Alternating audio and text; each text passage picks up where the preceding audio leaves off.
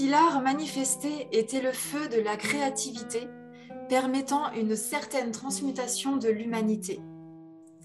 Et si la transparence faisait apparaître nos beautés véritables grâce à sa fragilité, et si nous pouvions relier l'ensemble de nos sensibilités conscientes pour l'œuvre collective, la nouvelle ère ne prendrait-elle pas l'essor qui demande à émerger plus encore? Découvrez ici qui sont les artistes, artisans, créateurs qui en témoignent déjà, à travers leur métier, leur art et leur philosophie de vie. Bienvenue pour un nouvel embarquement à bord de l'Arche Nouvelle Ère, au sein de cette vidéo enluminure avec à son bord justement aujourd'hui Corinne Guéroux. Bonjour Karine, quelle joie. Merci, j'ai grand plaisir à franchir la porte de la nouvelle ère, de l'arche, cette magnifique arche. Je me sens très honorée, merci. Merci à toi et donc très envie de t'entendre, de te découvrir. Dis-nous quelle créatrice tu es et dans quelle matière tu insuffles l'esprit créateur. Alors c'est le verre qui me rattrape régulièrement. Et c'est juste, j'ai pas vraiment choisi. Au départ, c'est venu dans la vie se présenter. Et en fait, je comprends de plus en plus aujourd'hui que c'est le médium parfait pour exprimer ce que je veux exprimer, par la lumière, par le cristal, par la couleur, le mouvement et le feu. Cette technique, est-ce que tu l'as découverte par toi-même? Est-ce que tu as été initiée? Comment ça s'est présenté?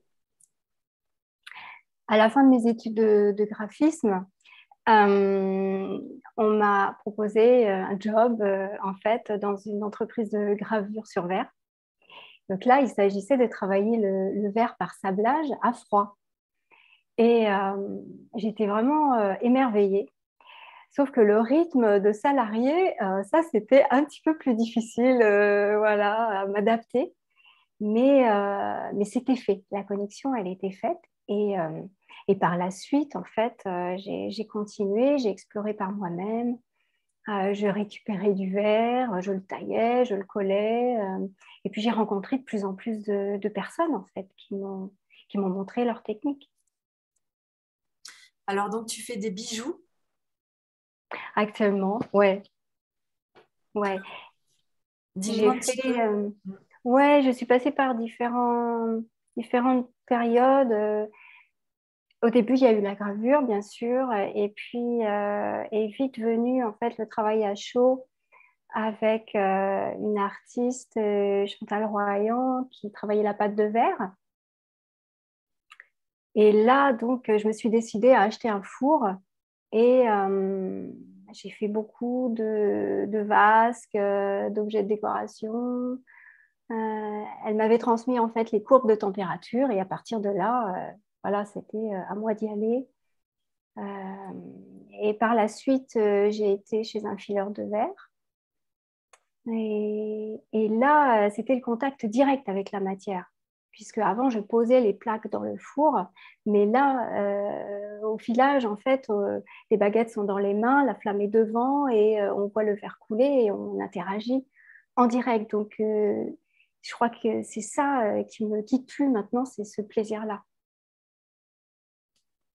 Est-ce que tu transposes l'alchimie que tu crées en faisant ces bijoux, ces perles?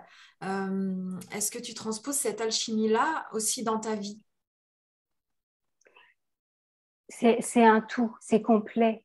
Euh, c'est vraiment chaque jour le verre, l'intention m'accompagne, cette alchimie se fait, puisque le choix des couleurs, mon inspiration est liée à la nature, aux gens que je croise, à ce que je vois. C'est partie intégrante de ma vie. Et là, dernièrement, l'alchimie se fait de plus en plus et je la ressens. Et ça, c'est assez nouveau. Par la matière, en fait, il se passe des choses. Tu veux bien nous en dire un peu plus? Eh bien, ça fait déjà un petit moment que quand je crée une pièce, pas toutes, mais la plupart, j'y mets toujours une intention que ça soit juste et pour la personne qui va la porter, que vraiment ça va ouvrir son cœur, ou je reste assez neutre, mais que ça lui convienne. Donc il y a eu cette intention au départ. Et puis dernièrement, avec l'installation de l'atelier, il y a eu des petits frottements avec des personnes que j'ai rencontrées. Voilà, il y a eu des petites difficultés. Et j'étais amenée à faire une pièce pour la personne avec qui c'était un petit peu plus compliqué. Et en fait, là, je me suis dit, bah là, moi, je crée que par amour. Je ne peux pas faire autrement. C'est impossible de passer à côté. Donc, je me suis dit, bah voilà, l'occasion, elle est là. Le message, il est là. C'est que je vais faire cette pièce, en fait, en transmutant ce que je pouvais ressentir et en souhaitant le meilleur pour cette personne. Et alors, je l'ai faite et ça a été très fluide en fait. J'y ai pu penser après, c'était en arrière-plan et la pièce s'est faite. Mais après, quand j'en ai reparlé, quand j'ai partagé comment j'ai fait cette pièce, alors là, j'ai ressenti des frissons et ça a validé en fait totalement que c'était juste et que le processus s'était activé. Et comment se passent les rencontres entre les pièces que tu crées justement avec, tu crées sur demande, sur personnalisation uniquement, ou bien on peut aller tomber en amour sur une pièce que tu as déjà créée et que la résonance s'installe à ce moment-là? Est-ce que ça, c'est possible aussi?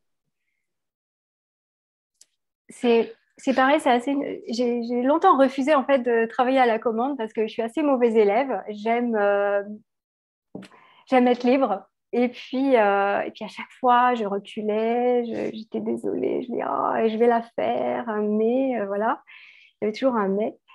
Et maintenant, suite à cette histoire, bon bah voilà, là il y a vraiment, je sais qu'il y a une raison, que ça va pas se faire par hasard. Mais la plupart des pièces, je les crée et les personnes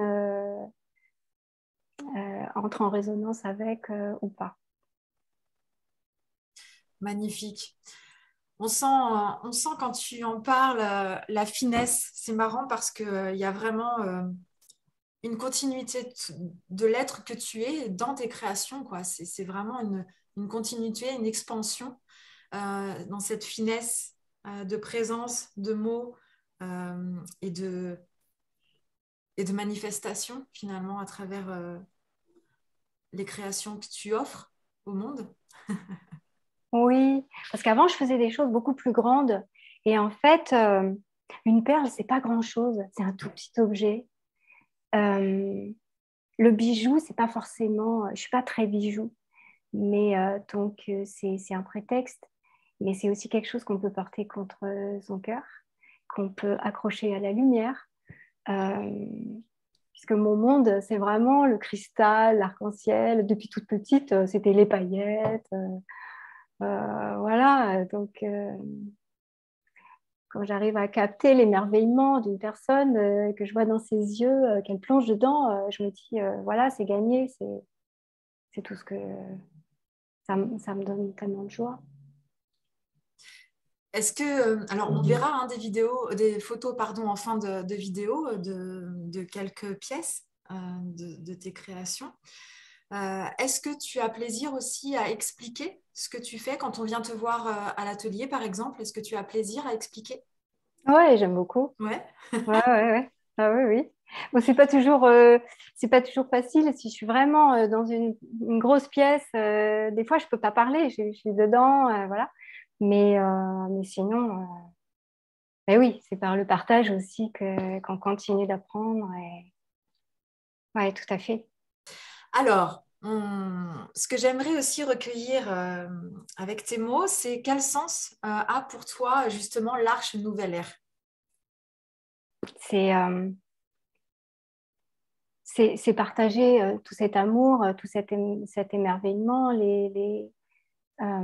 c'est célébrer le vivant, c'est continuer la connaissance de soi et Moi, je le fais par la matière.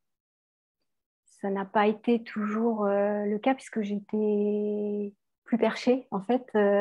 Et donc, c'est la matière, même si elle est transparente, même si c'est du cristal et du verre, ça m'a permis d'incarner mon corps.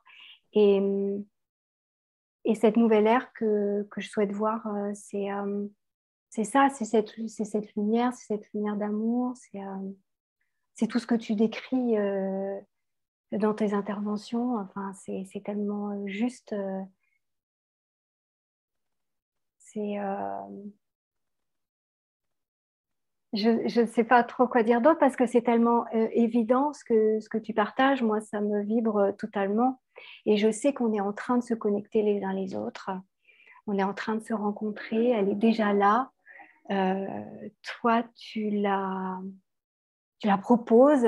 Tu nous permets de donner ça. Je peux partager ces mots parce que c'est rare, en fait. Je n'ai pas l'occasion de le faire. Mais ça y est, quoi. Euh, la porte est ouverte. C'est ça, et merci pour la confiance accordée.